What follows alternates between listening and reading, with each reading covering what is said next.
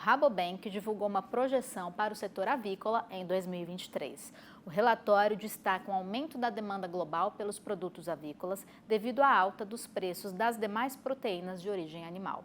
Mas o setor também vai enfrentar desafios operacionais e sanitários, como os altos custos de produção e surtos de gripe aviária que estão sendo registrados em vários países pelo mundo.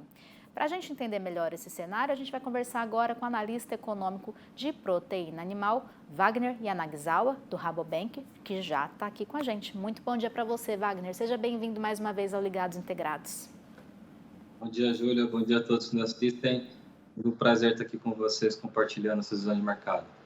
Prazer é nosso em te receber aqui mais uma vez, Wagner, para a gente já iniciar a semana aí falando de economia, mercado, os números que impactam a produção lá no campo, né?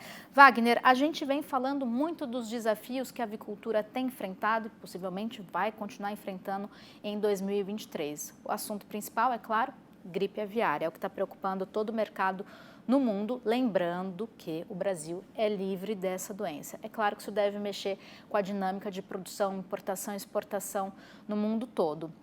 Isso pode, de alguma forma, representar uma oportunidade para o Brasil ou representa mais um desafio, uma preocupação do que uma oportunidade para nós? Explica um pouquinho esse cenário mundial.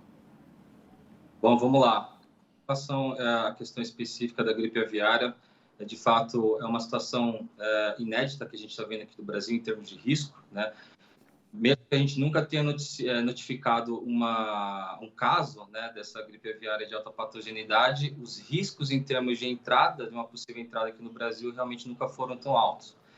Para o Brasil, nesse momento agora, por conta dessa segurança sanitária, tem sido mais uma oportunidade do que um desafio, mas eu acredito que essas duas variáveis vão andar de mão dadas aqui, pensando no nosso cenário brasileiro, né?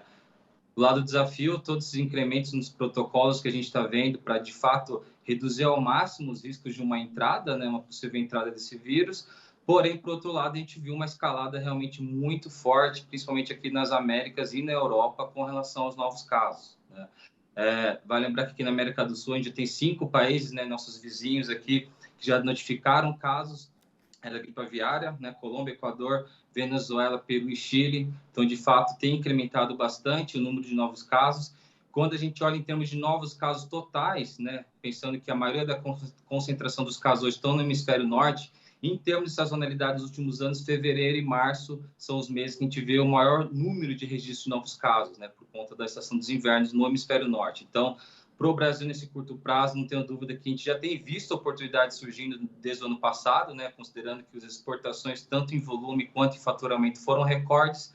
Para esse ano, no curto prazo, deve continuar trazendo oportunidades para o Brasil, deve continuar se consolidando como o maior exportador mundial de carne de frango, mas, sem dúvida, essa questão dos riscos tem deixado o setor bastante alerta para esse ano, né? Então, o ano de 2023 aí positivo de uma maneira geral, pensando para a proteína de frango com relação às outras proteínas, mas deve ser um momento aí, um ano, né, de uma demanda forte, principalmente da desaceleração econômica de mercados importantes, com um cenário de limitação de oferta, né, principalmente na Europa e América do Norte e parte da Ásia. De fato, não só essa questão sanitária está limitando a produção, mas também aumentos de custos em níveis recordes, né? Principalmente da alimentação, que é o insumo mais importante, mas também gasto com energia, gasto com fretes e também disponibilidade e custo de mão de obra também impactando bastante, né? Então, a gente vê que esses aumentos de exportação para o Brasil para a Europa nesse último ano, boa parte foi para atender, né, esse cenário de limitação de oferta e preços realmente maiores, né? E o Brasil tem certamente uma capacidade de ofertar preços melhores que, de fato, tem melhorado a demanda, mas, de fato, vamos ficar atentos a questões das barreiras sanitárias, que, sem dúvida, é um risco que vai acompanhar o Brasil o ano inteiro por conta dessa baixa previsibilidade, né, que releva os riscos também para o setor de exportação aqui. Cenário esse que preocupa, porque, como você disse, a gripe aviária já chegou a países aqui da América do Sul.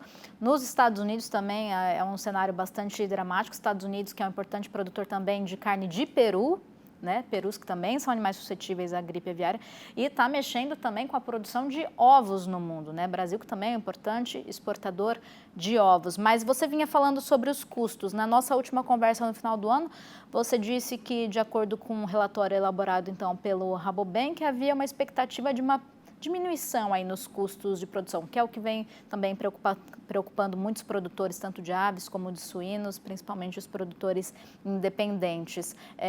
Isso deve se confirmar, a gente deve ver um alívio aí nos custos de produção, ainda que seja um alívio, mesmo assim preocupa, porque se a gente for olhar historicamente, o custo segue alto, né?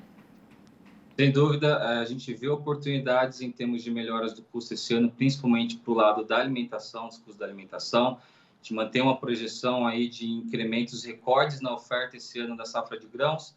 Claro que a questão do clima é o principal fator aí de atenção, né? A gente viu que a safra no sul, principalmente em parte do Rio Grande do Sul, tem sido bastante desafiada pela questão da seca. A Argentina também é um importante exportador de farelo de soja, também sendo impactada a produção por conta de regiões, né, níveis menores de chuva do que o esperado.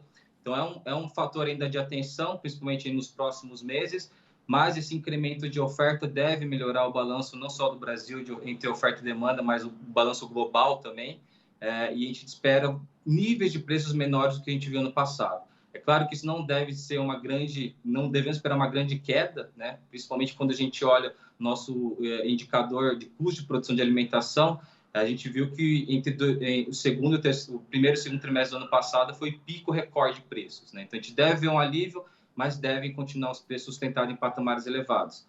Melhora um pouco a margem, mas sem dúvida o fator da alimentação vai continuar sendo um dos maiores desafios do setor para o lado da oferta.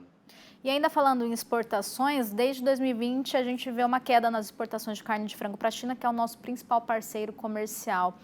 A gente deve ver uma continuidade nessa queda neste ano também? Perfeito.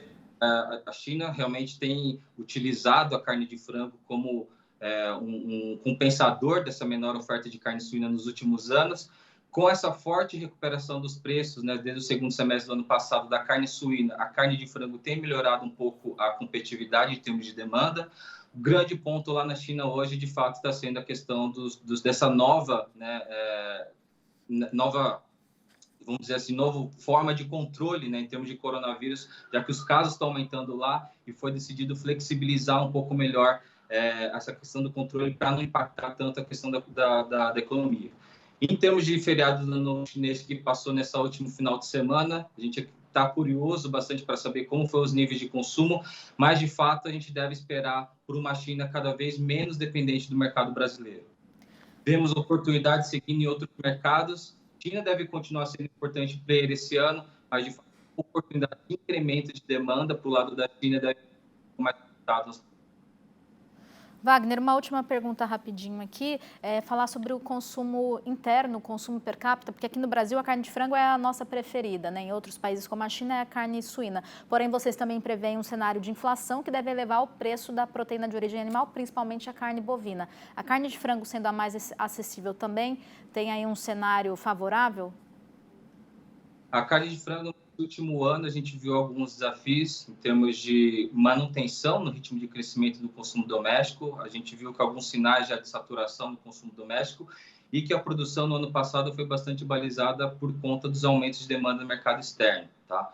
Para esse ano, a gente acredita que vai ter um fator adicional em termos de competitividade, não só para a carne de frango, mas para a carne suína, que é essa expectativa já mais clara de aumento de oferta da carne bovina. Tá? O cenário básico que a gente está trabalhando esse ano é de uma oferta maior de carne bovina que deve trazer patamares de preços menores e essa maior competitividade da carne bovina com relação à carne de frango deve trazer desafios aí para a carne de frango nesse ano. Porém, vale lembrar que existe um cenário que é completamente ainda possível, né? Que é que mesmo com essa queda no preço da carne bovina, que o poder de compra da população não consiga, né, retomar o consumo, o que traria, né, os níveis de consumo mantendo aí para carne de frango e carne suína. Então, é um cenário em que tem muitas variáveis para serem consolidadas, principalmente do lado econômico, né, aqui nacional. Então, a gente tem que ficar atento, mas, de fato, esse ano a competitividade com a carne bovina vai ser maior, vai ser um desafio também adicional para manter os níveis de consumo da maior proteína, da proteína mais consumida aqui no mercado brasileiro. Claro, vamos seguir acompanhando muito de perto, então. Wagner, muito obrigada pela análise, pela sua participação aqui com a gente mais uma vez. Te espero em breve, viu? Para a gente voltar a falar de mercado. Até mais, uma ótima semana para você. Eu que agradeço o convite mais uma vez, a oportunidade. Até mais.